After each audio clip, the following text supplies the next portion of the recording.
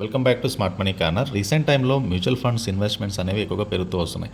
And specially systematic investment plan ద్వారా mutual ఫండ్స్లోకి investment outflows అయితే పెరుగుతూ వస్తున్నాయి. అండ్ దాదాపుగా by the end of April 2025 mutual ఫండ్స్లోకి ఎస్ఐపి ఇన్వెస్ట్మెంట్స్ అనేవి దాదాపు 26,000 crore అయితే చేరుకున్నాయి. అంటే జనవరి 2021లో 8,000 crore ఎస్ఐపి ఇన్ఫ్లోస్ ఉన్న మ్యూచువల్ ఫండ్స్లోకి ప్రస్తుతానికి అయితే 26,000 crore ఇన్ఫ్లోస్ అయితే చేరుకున్నాయి. సో దాదాపు 3 times ఇన్వెస్ట్మెంట్స్ అయితే పెరిగాయి. అంటే ఎక్కువ శాతం ఎస్ఐపి ఇన్ఫ్లోస్ అయితే పెరుగుతూ వస్తుంది. దీనికి వేరియస్ రీజన్స్ అయితే ఉండొచ్చు. ఫర్ ఎగ్జాంపుల్ డ్యూరింగ్ ఈ 3 to 4 years నుంచి స్టాక్ మార్కెట్స్లో కూడా ఎక్కువ శాతం స్టాక్స్ ఎక్కువగా పెరుగుతూ వస్తున్నాయి. లార్జ్ క్యాప్ సెగ్మెంట్ అయినా, మిడ్ క్యాప్ సెగ్మెంట్ అయినా, స్మాల్ క్యాప్ సెగ్మెంట్లో ఉన్న స్టాక్స్లో ఒక మంచి ట్రెండ్ అయితే కనబడుతుంది. సో ఎస్ఐపి ట్రెండ్ కూడా పెరుగుతూ వస్తుంది, రిటర్న్స్ కూడా పెరుగుతూ వస్తున్నాయి ఇన్వెస్ట్ చేసిన వాళ్ళకి. అండ్ సో ఒక వ్యక్తి మ్యూచువల్ ఫండ్స్లో ఇన్వెస్ట్ చేయాలి అంటే కనుక డెఫినెట్గా మేజర్గా లార్జ్ క్యాప్లో ఇన్వెస్ట్ చేయొచ్చు, mid cap and small cap ఫండ్స్లో అయితే ఇన్వెస్ట్ చేస్తారు. సో లార్జ్ క్యాప్ ఫండ్ అంటే 80% ఇన్వెస్ట్మెంట్స్ అనేవి లార్జ్ క్యాప్ స్టాక్స్లోనే చేస్తుంది. మిడ్ క్యాప్ ఫండ్స్ విషయానికి వస్తే 65% ఇన్వెస్ట్మెంట్స్ అనేవి మిడ్ క్యాప్ స్టాక్స్లో ఉంటాయి. అండ్ స్మాల్ క్యాప్ ఫండ్స్ విషయానికి వస్తే అట్లీస్ట్ 65% ఇన్వెస్ట్మెంట్స్ అనేవి స్మాల్ క్యాప్ స్టాక్స్లో ఉంటాయి. సో లార్జ్ క్యాప్ ఫండ్స్ జనరల్గానే లార్జ్ క్యాప్ కంపెనీస్లోనే ఇన్వెస్ట్ చేస్తారు.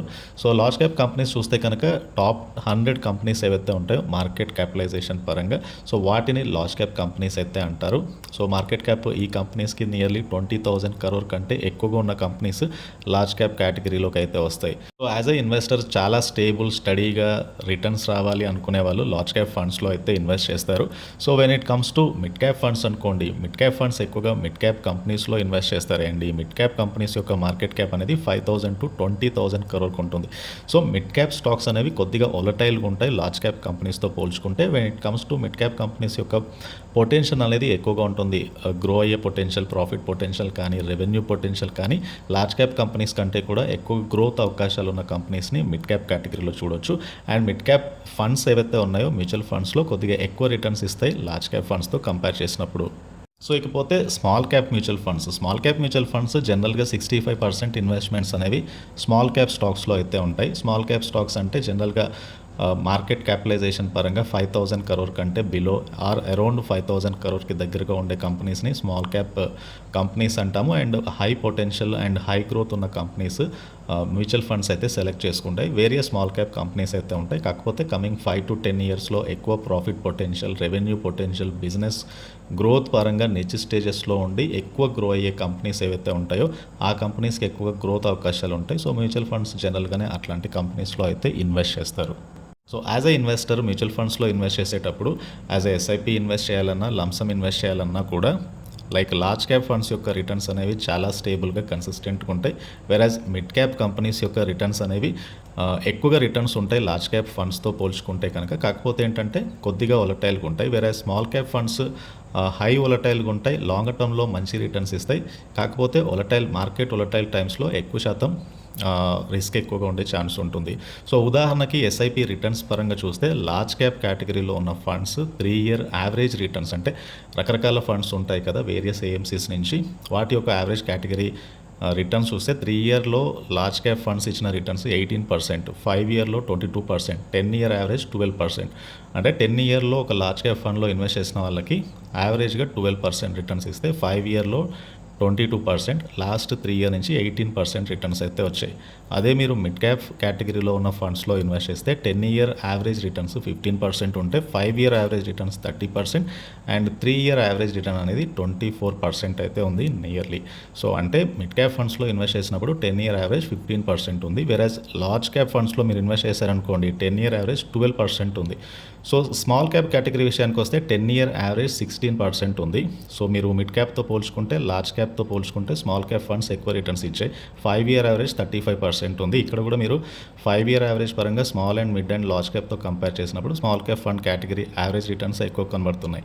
ఇకపోతే 3-year రిటర్న్స్ చూస్తే కనుక 3-yearలో category average returns like small cap సెగ్మెంట్లో 23% ఉన్నాయి, మిడ్ క్యాప్ సెగ్మెంట్లో 24% ఉన్నాయి. ఇకపోతే లార్జ్ క్యాప్ సెగ్మెంట్లో 18% అయితే ఉంది 3 year average return. So 3 year average return పరంగా చూస్తే small cap 3 year average return 23%, mid cap 24% and large cap is 18%. So చాలా stable consistent returns large cap funds ఇస్తాయి.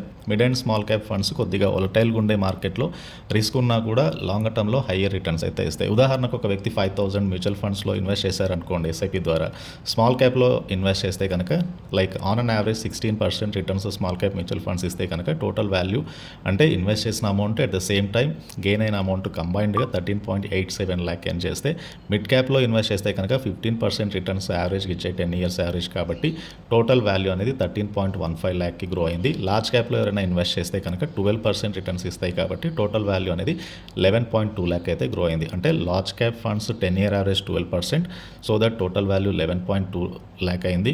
మిడ్ క్యాప్ ఫండ్స్లో ఇన్వెస్ట్ చేసిన వాళ్ళకి 15% రిటర్న్స్ ఇచ్చాయి ఈ ఫండ్స్ యావరేజ్గా 10 ఇయర్స్.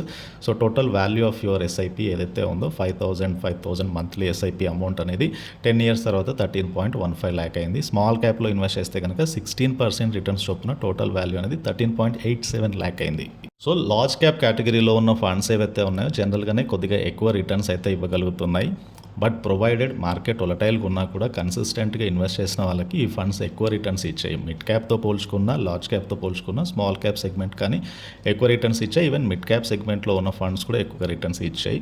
సో రిస్క్ అపెటైట్ని బట్టి ఈ ఫండ్స్లో అయితే ఇన్వెస్ట్ చేయాల్సి ఉంటుంది. ఇది బేసికల్గా ఎస్ఐపి ద్వారా మ్యూచువల్ ఫండ్స్లో ఇన్వెస్ట్ చేసిన వాళ్ళకి 5 ఇయర్ బేసిస్ మీద, లైక్ 3 ఇయర్ బేసిస్ మీద, 10 ఇయర్ బేసిస్ మీద వేరియస్ ఫండ్స్ ఇచ్చిన రిటర్న్స్. అండ్ ఈ వీడియో నచ్చితే ఛానల్ని తప్పకుండా సబ్స్క్రైబ్ చేయండి అండ్ ఈ వీడియోని లైక్ చేయండి. Thank you.